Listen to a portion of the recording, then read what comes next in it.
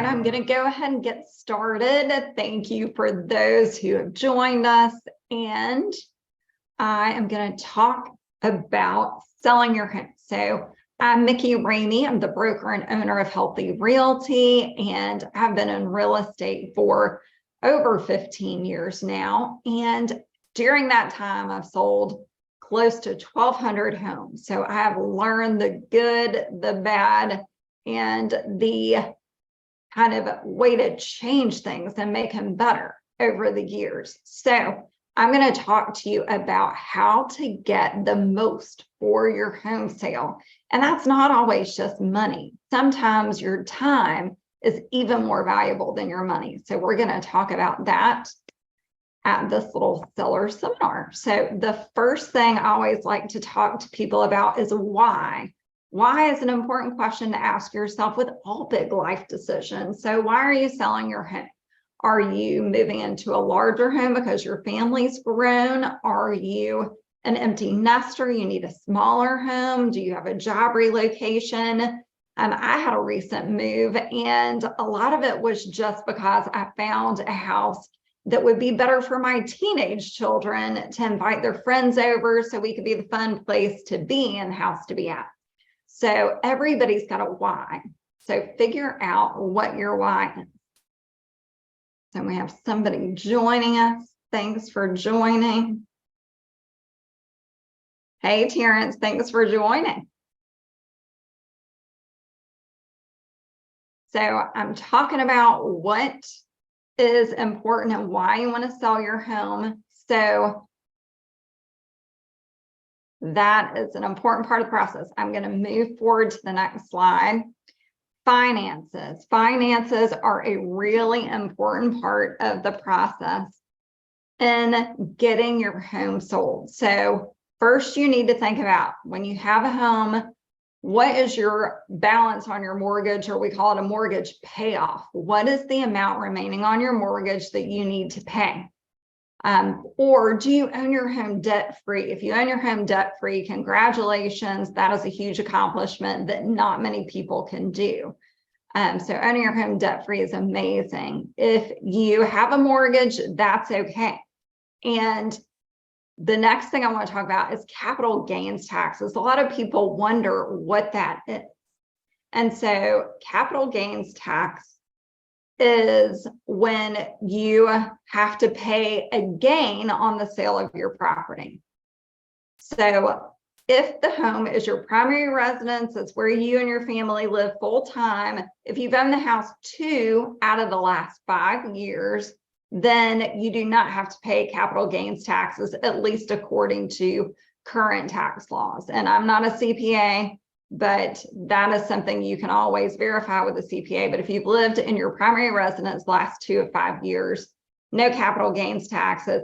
Now, if you own the home as a second home, investment property, you will have to pay capital gains taxes unless you're doing what's called a 1031 exchange. We're going to talk about that at another time.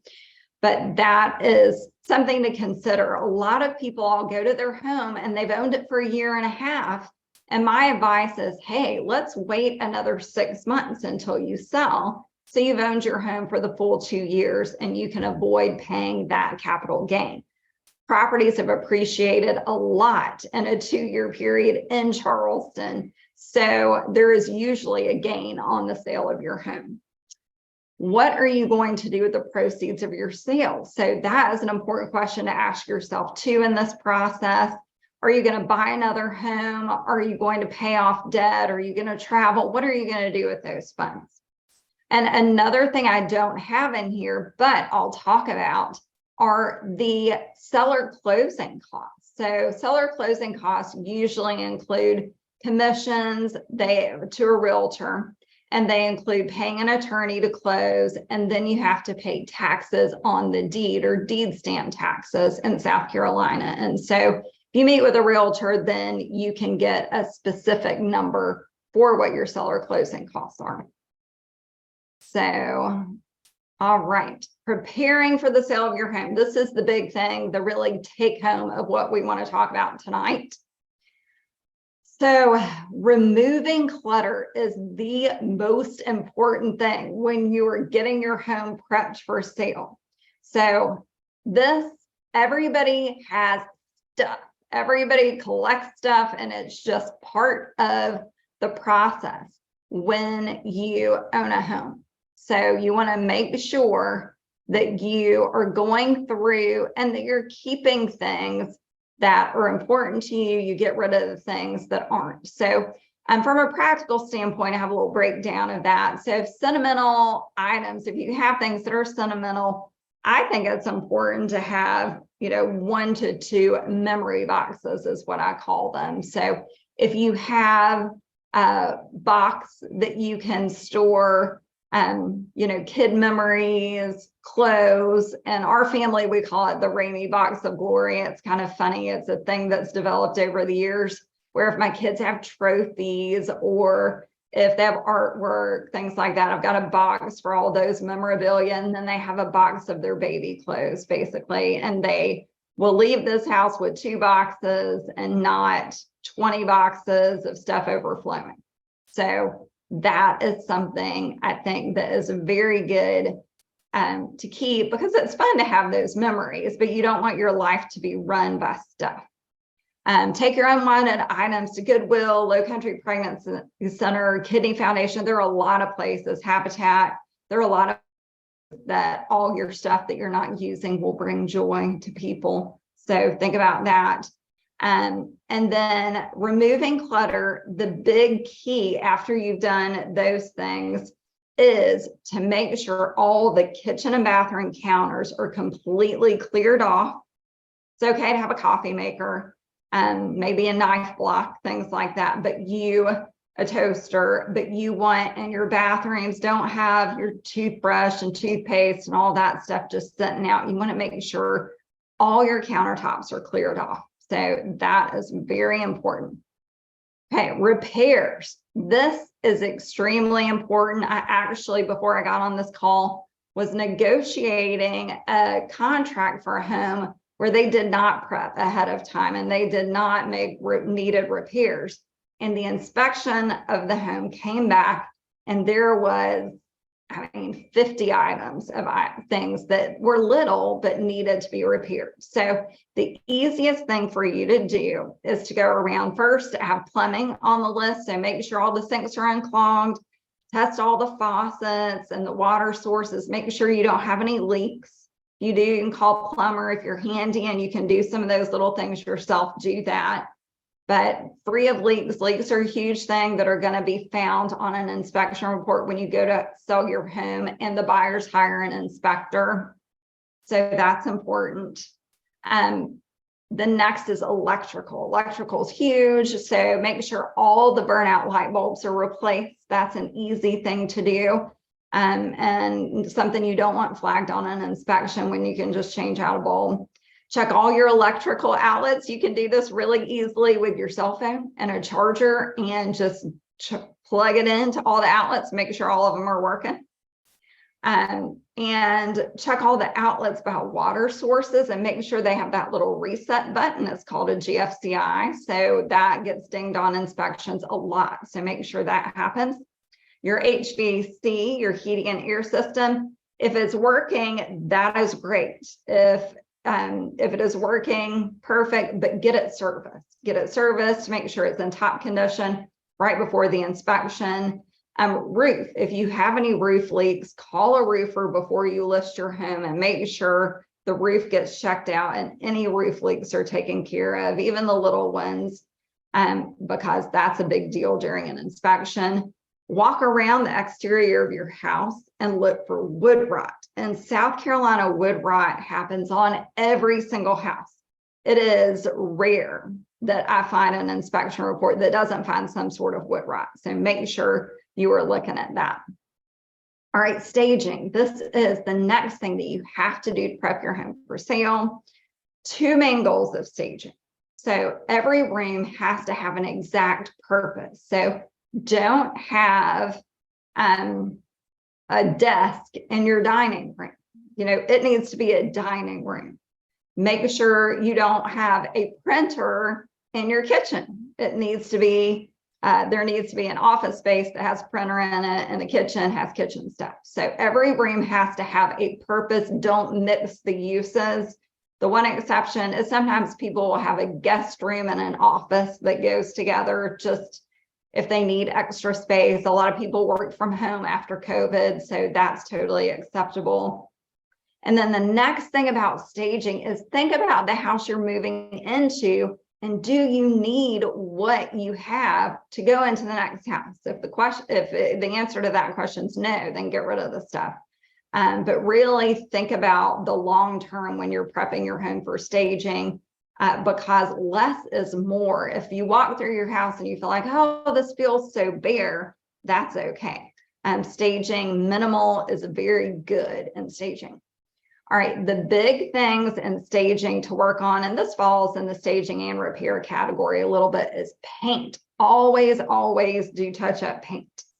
So touch-up paint is the first, and every time, always do that. Now, if you have a dated paint color, it might be good to go ahead and paint the full room, paint the full kitchen space. Take care of that, because if you have an older color or not neutral color, if you have something that's bright purple, not everybody is going to like that. So use neutral colors. And so I have on here, you can always Google trendy paint colors. A choice of white is good. So something that is a version of white is the best, like pure white or off-white is really the best. So that is important to do that. Add some color with throw pillows. That's a great thing to do. Make all the beds with comforters or quilts that are in good condition. Clear off all the counters and the front of the refrigerator. Do not stuff your closets with anything. Make sure everything's neat inside your closets. If your closets are stuffed, the buyer that walks through your home is going to say, this space, there's not enough closet space. So you don't want that. Pack away freestanding family photos. I tell everybody, if it's freestanding, it's easier to just put it away, pack it. Every room has to have a purpose. So store items that don't fit the room's purpose. If you have a garage, I will get the question all the time, should I rent a storage space? Don't waste your money on a storage space, especially if you have a garage. Make sure you've got to pack all the stuff anyway. You might as well pre-pack is what I call it. So take all your stuff that you're not using, freestanding family photos, whatever, pack it neatly in a box, put it in the garage, label it, and then you don't have to deal with it. So that's a great thing to do. Remodeling. I get asked the question a lot, do I need to remodel my house to get it to sell? And you do not, but if you do, you will absolutely get more money for the house. I'm going to move this over so you can see. So homes with trendy recent remodeling generally sell faster and bring a higher sales price. That is 100% true. When you remodel, if you think that's something that you want to do, you need to focus on kitchens, focus on bathrooms, and flooring. So those things are really important. Kitchens, bathrooms, flooring. The owner suite is important to look at too. So, you don't have to go crazy, but if you do remodel, then you will tend to get a higher price for the house. All right, so this next slide, cleaning. Okay, this is perhaps removing clutter and cleaning. I have the repairs and other things, but those are really easy things that everybody can do and everybody needs to do. But deep clean your home, or you can pay a cleaning service to do that if you have the money and you want to do it, and you want somebody else to do it. Shampooing your carpets. Make sure you get your carpets clean. That's really important. All right, to determine your home's value, this is really interesting. Everybody usually knows their Zestimate. Zillow has become very popular with Zestimate, so that's really important. So you can pull that, look at it. I will tell you, I am consistently selling homes for a lot higher than the Zestimate reveals. So make sure you meet with a realtor and get a personalized, what's called comparative market analysis before you determine a final price on your home, because this estimate's not always accurate. You might have done improvements that Zillow doesn't know about. So contacting a realtor for a specific valuation is very important.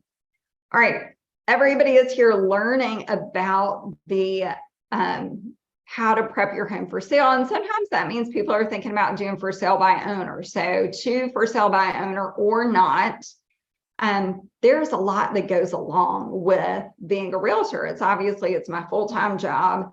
And as a listing realtor, I'm a marketing expert. So I'm putting your home not just on the MLS, I am emailing it to agents, I'm putting it on social media posts frequently. And I know the right questions to ask realtors to get them to solicit an offer too. So that's a really important piece of the puzzle, but marketing experience is very important. If you have an objective opinion about your home, you can usually sell it yourself. But if you're like, oh, my home's the best and I love it and it's perfect, then oftentimes it might be kind of tricky to sell your home yourself. Do you have knowledge of real estate contracts? As a real estate professional, there are things that I know about the contract when I represent buyers that I really try to work the best terms into the contract for my buyer if I'm working with a for sale by owner. So you have to protect yourself, and hiring a real estate agent is usually a great way to do that. But social media presence is really important, and time is important. It is not free of your time and effort if you do it for sale by owner. So that is something that you have to consider.